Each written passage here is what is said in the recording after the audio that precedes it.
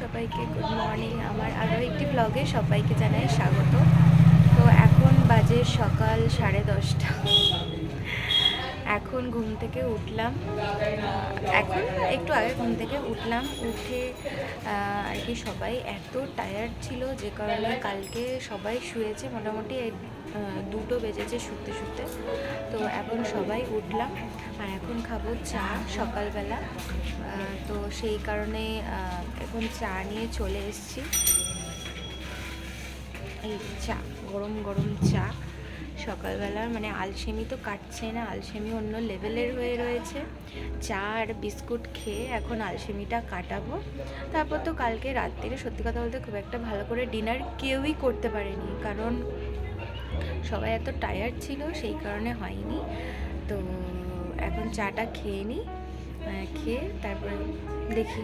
এখন অনেক কাজবাজ রয়েছে বাড়িতে, অনেক লোকজন আছে, রান্নাবান্না করতে হবে, মাসিরা সব রয়েছে, তো করবো। চলো তোমাদের দেখাচ্ছি। এখানে সব খাবার সবাই খাবো আজকে। মোটামুটি আমাদের সব খাওয়া দাওয়া ডান, মানে ওই জল খাবার আর কি ডান। এখন ছাদে যাচ্ছি, এবার মাকে দেখি, ওঠাই হয়নি ছাদে।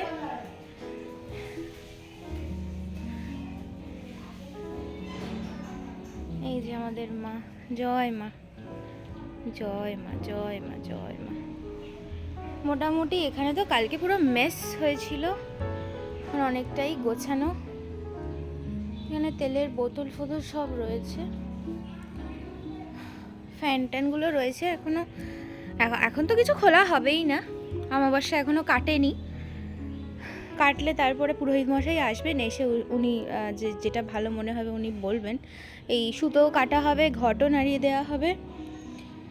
আমি এখন রান্না করার জন্য আলু ভাজা প্রস্তুত করব। আর এই যে ধোকা ভিজে রাখা হয়ে গেছে। আর এটা কি হবে? বেগুনটা বেগুনি হবে।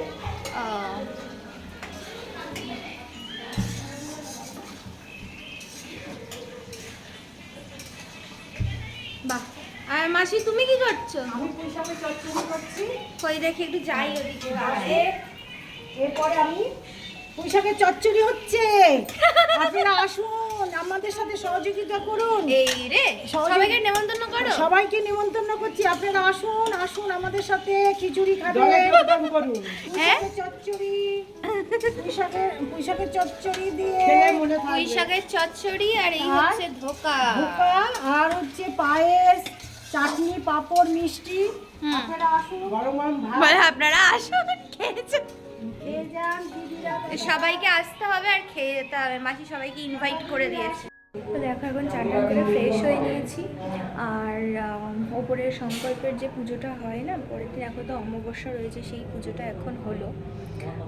তো এখন তারপরে এবার খাওয়া দাওয়া করে একটু রেস্ট নেব। কাল থেকে ঠিকঠাক করে ঘুম নেই কারোরই, তো রেস্ট নেবো। আবার 2-3 রাত্রি সব জাগা। তো দুপুরে খাওয়া দাওয়ার সময় দেখা করছি।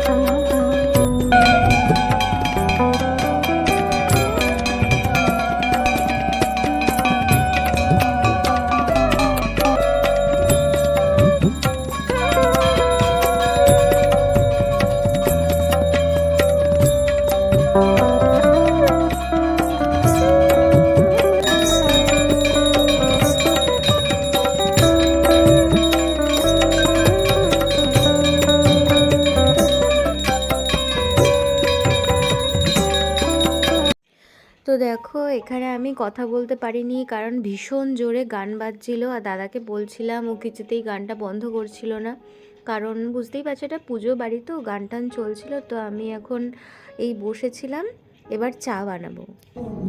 চাগুলো নিয়ে যাব, জানি না কপিরাইট আসবে কি আসবে না আমি বুঝতে পারছি না। এখন গান বাজবেই, কিছু করার নেই। এখন চাগুলো ঢেলে নিই, ঢেলে নিয়ে তারপরে যাব। এত ব্লার হয়ে যাচ্ছে কেন আমি নিজেই বুঝতে পারছি না।